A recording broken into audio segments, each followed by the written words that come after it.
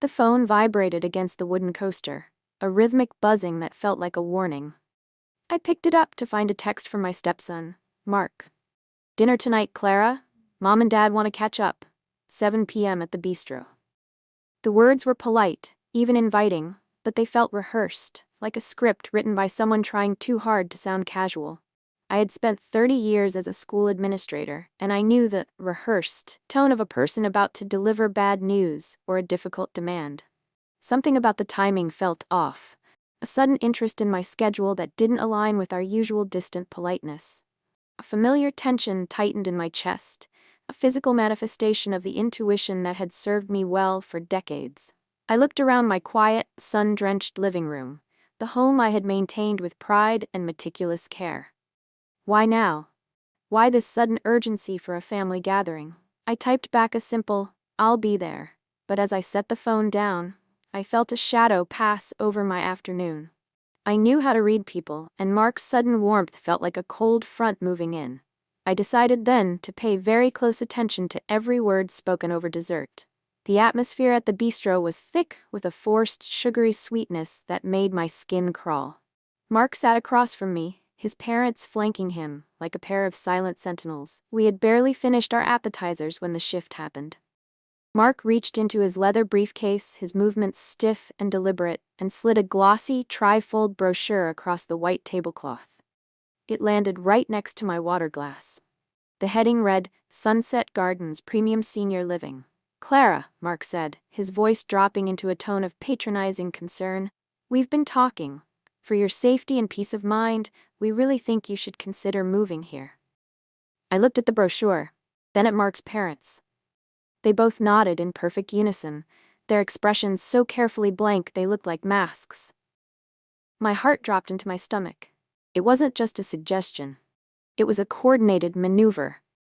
I realized in that heartbeat that my family, the people I had supported and cared for, had been plotting behind my back to remove me from my own life. They weren't looking at me as a person. They were looking at me as a problem to be solved, a hurdle to be cleared. I am Clara Whitman, 52 years old, and if you saw me in the grocery store, you likely wouldn't look twice. I am a white American woman of average height, often found in sensible shoes and a soft cardigan. To the world, and especially to Mark, I am a retired school administrator, living a modest life in a quiet suburban home. To them, I appear fragile, perhaps a bit lonely, and certainly past my prime, but appearances are the ultimate deception. Behind my quiet demeanor lies a decades-long history of disciplined financial decisions and personal resilience. While they saw a woman living on a pension, the reality was far different. For 30 years, I had quietly saved, aggressively invested, and mastered the complexities of property law and trust funds. I wasn't just comfortable, I was financially untouchable. My modest home was a choice, not a necessity. I had built a fortress of wealth that nobody in that room could even fathom. They thought they were dealing with a sheep, unaware that they were sitting across from the person who actually owned the pasture, the barn, and the very ground beneath their feet. I smoothed the fabric of my favorite navy cardigan, feeling the texture under my fingertips as I sat in the family-only section of the dining room. Mark's parents had taken the primary seats, leaning back with an air of unearned authority that was almost comical.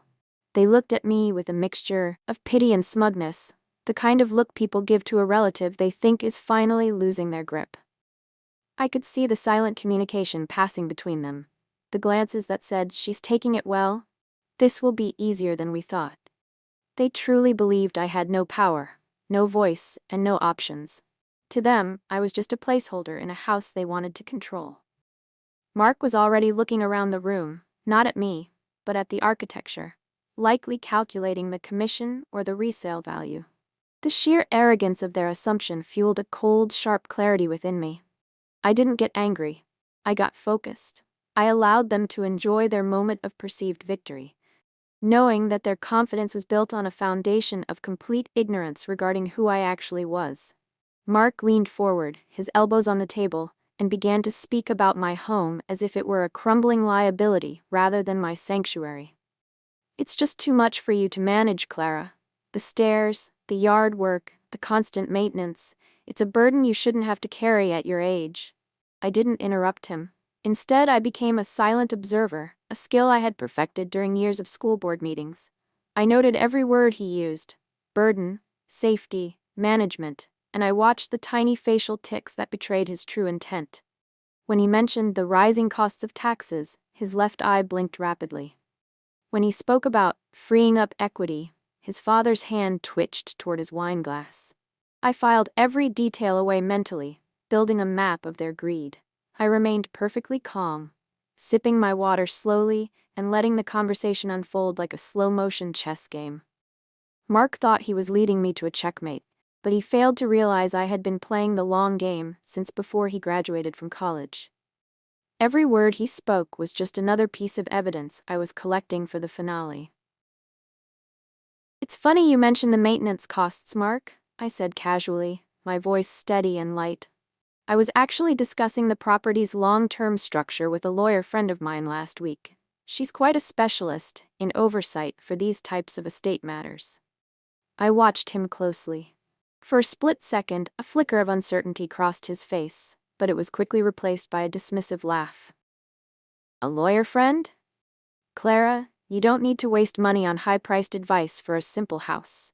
I'm an executive now. I handle these things for a living. You can trust me to handle the family's interests." He leaned back, his chest puffing out slightly.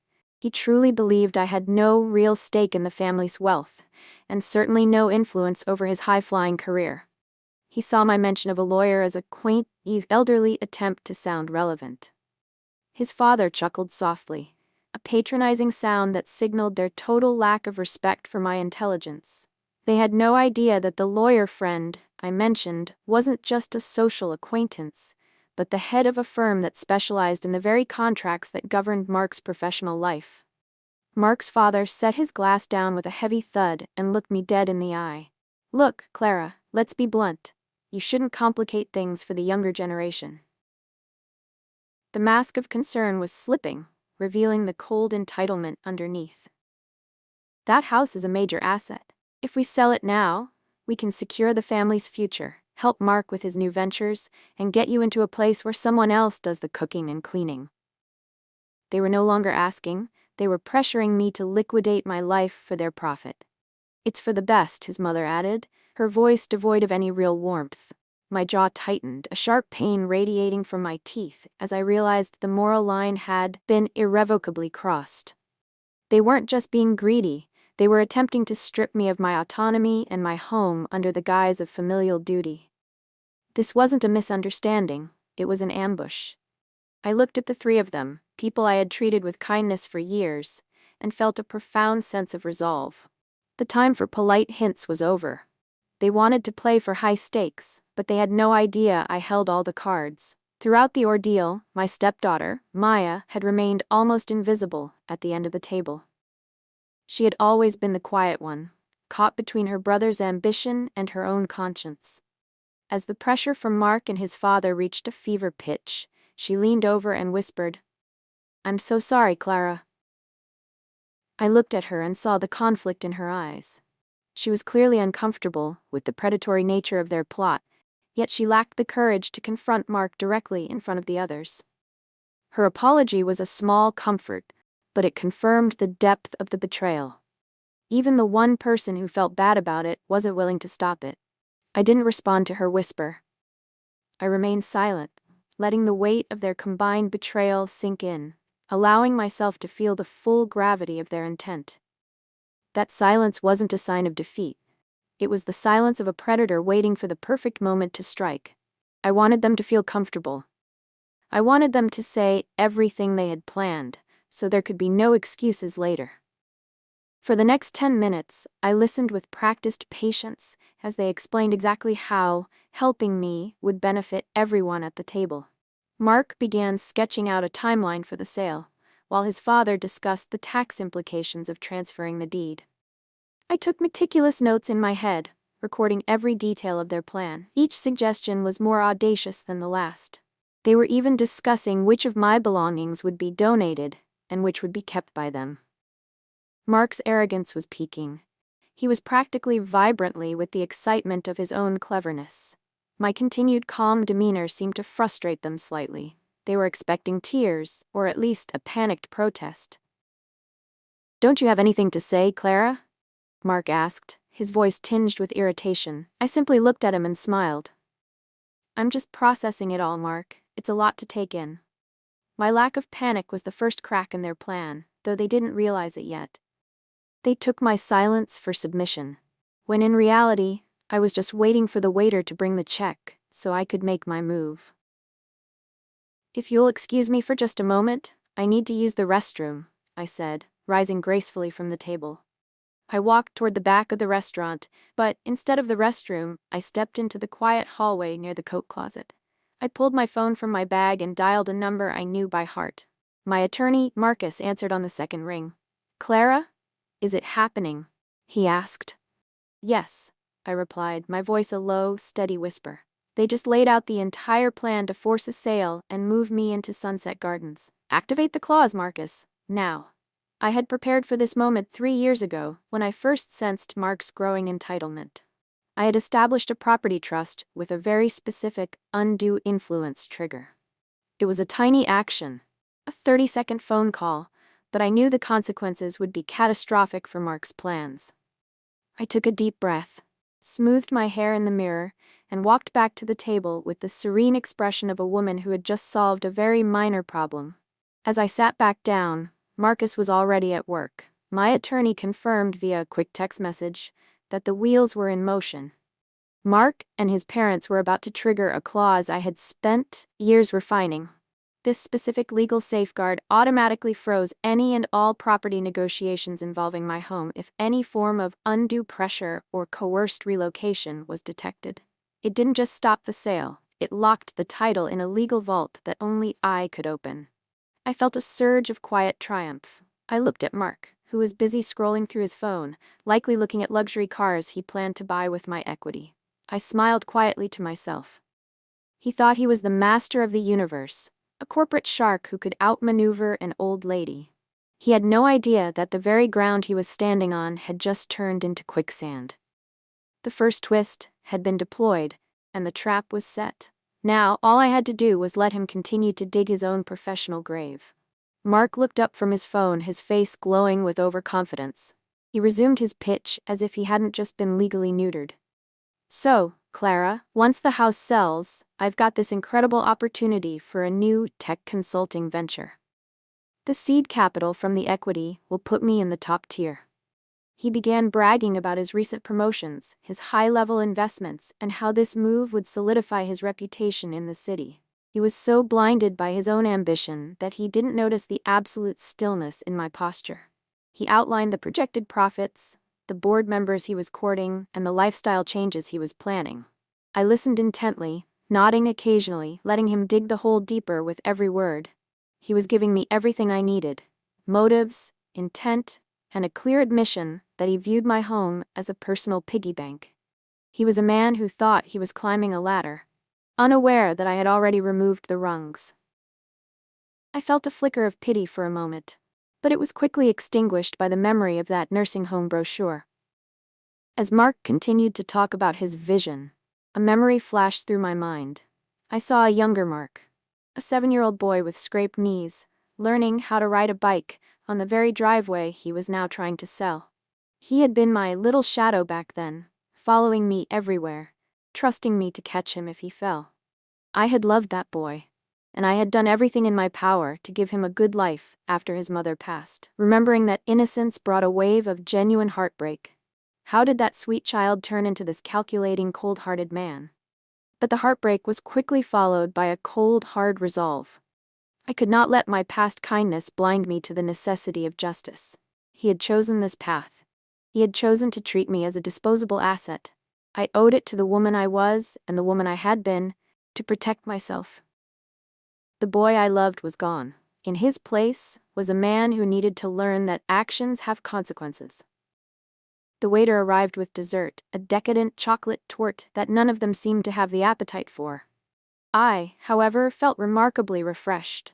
I calmly poured myself a fresh cup of tea, the clink of the porcelain spoon against the cup the only sound in our corner of the room. "You know, Mark," I said, my voice conversational and light, "I've been thinking about your business venture." It sounds expensive. It's a good thing I've kept up with my own investments over the years. My portfolio has been quite resilient, even in this market. I dropped the comment casually, just enough to pique their curiosity, but not yet reveal the staggering scale of my wealth. Mark stopped mid-sentence, his fork hovering in the air. He started to fidget, shifting in his chair, as a look of confusion crossed his face. He sensed for the first time that I wasn't as powerless or as broke as he had assumed. The dynamic was shifting. The invisible woman was starting to become visible, and the sight was clearly making him uncomfortable. I decided to lean in further. Actually, I continued, some of my colleagues on the Metropolitan Board were discussing similar property clauses last month. We handle quite a few high-stakes negotiations there. The room went deathly still. Mark's father narrowed his eyes. The Metropolitan Board? Clara, that's a commercial oversight committee. What would you know about that? I just smiled and took another sip of tea. I mentioned my past property negotiations and a few key board memberships I had held for years, names that carried immense weight in the city's business circles. The smugness on their faces was replaced by a rigid, uncomfortable tension. Mark still didn't grasp the full scale of what I was saying, but the seeds of doubt were growing fast. He looked at me, really looked at me, perhaps seeing for the first time the woman who had managed million-dollar school budgets and complex legal contracts for decades. The pressure in the room was now physical, a palpable weight that Mark was struggling to push against. Suddenly, my phone buzzed on the table. It was Marcus calling. I checked the screen and then looked at Mark. I should take this. It's my attorney confirming the hold. I didn't leave the table this time. I answered and simply said, "Thank you, Marcus. Please proceed with the formal notification." When I hung up, the atmosphere at the table had shifted from tension to outright unease. Mark's parents were watching me with wide eyes. They had finally noticed that my composure wasn't the result of naivety, but of a very deliberate and calculated strategy. They were starting to realize they had picked a fight with someone who was far better armed than they were. "What hold, Clara?" Mark asked, his voice cracking slightly. "What are you talking about?" I didn't answer him directly. I just adjusted my cardigan and picked up my dessert fork. The silence was my most powerful weapon, and I was using it to let their own anxiety do the work for me. "It's just a minor administrative detail, Mark," I said, my tone as casual as if I were discussing the weather. "You see, when I set up the property trust years ago, I included a clause. It's a standard protection. It automatically escalates any dispute or forced transition of the home to a full board review if there's any hint of undue pressure." Mark's eyebrows shot up, his face paling. "A board review? What board?" I leaned in slightly, my voice dropping to a calm, authoritative level. "The Ethics and Oversight Board. Since you're a high-level executive at your firm, Mark, and you're technically the one initiating this relocation, the clause requires a review of your professional conduct in the matter." This was the first true shock moment for the audience. I watched as the blood drained from his face. He finally understood. This wasn't just about a house anymore. I had tied his personal greed directly to his professional reputation. One wrong move, and the career he was so proud of would be under a microscope. At that exact moment, Mark's phone chimed with an email notification. He pulled it out, his fingers trembling as he tapped the screen. It was the formal notice from my attorney's office. I watched his eyes dart back and forth as he read the legal language.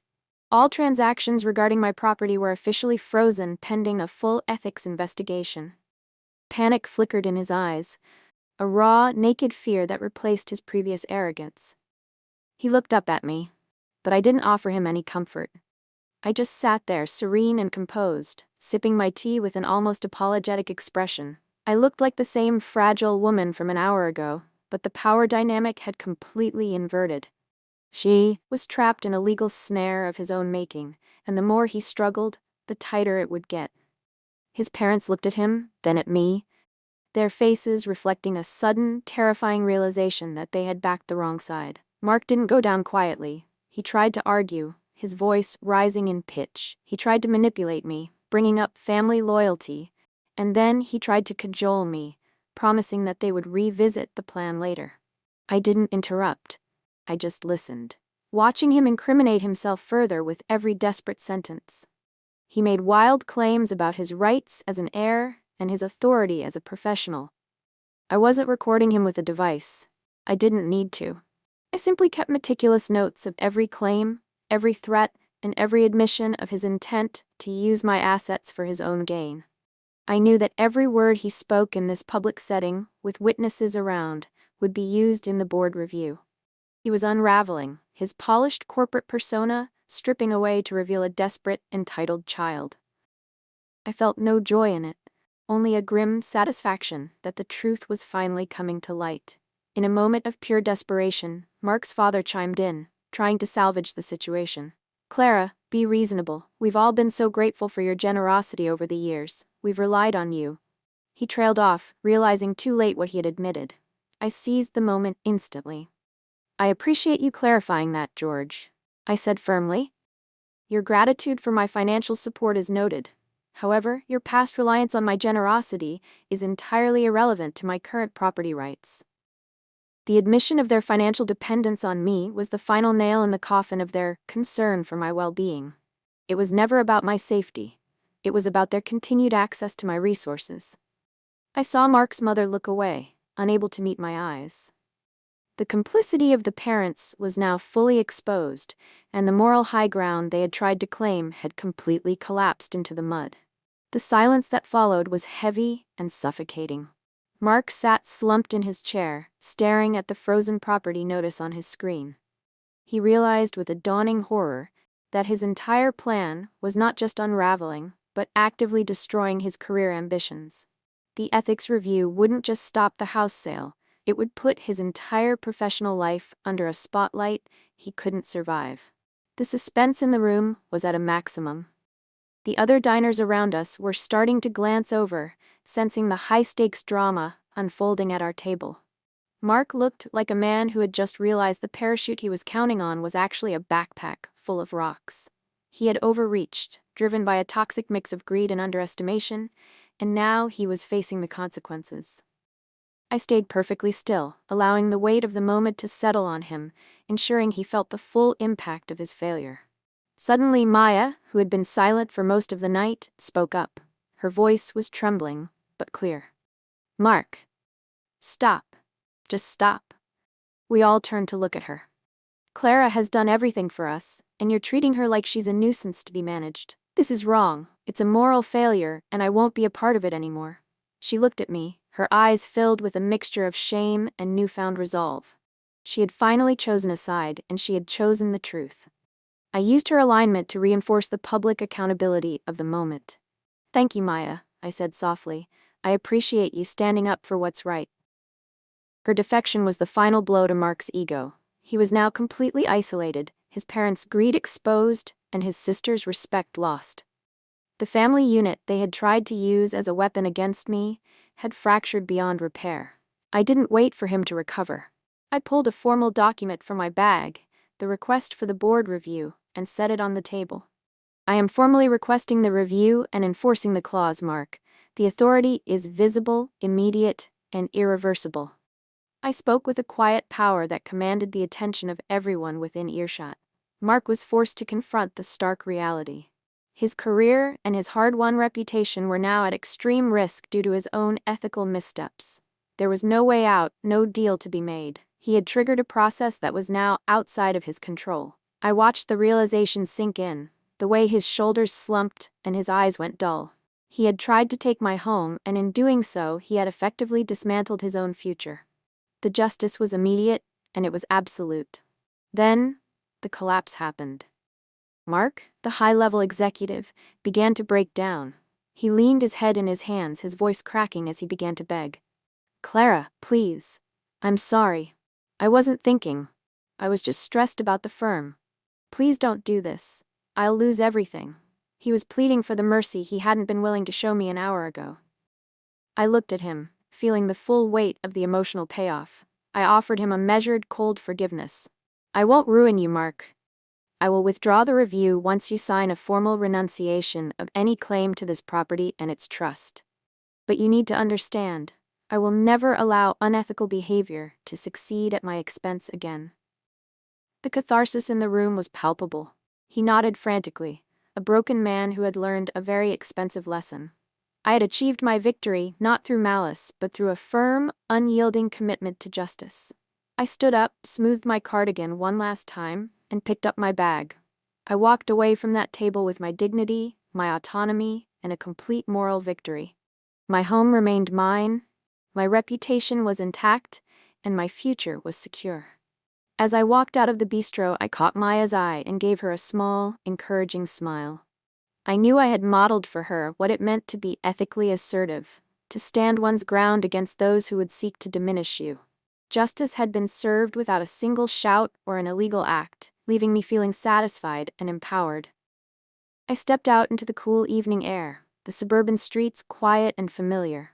I was Clara Whitman, and I was going home, to the house I owned, in the life I had built on my own terms.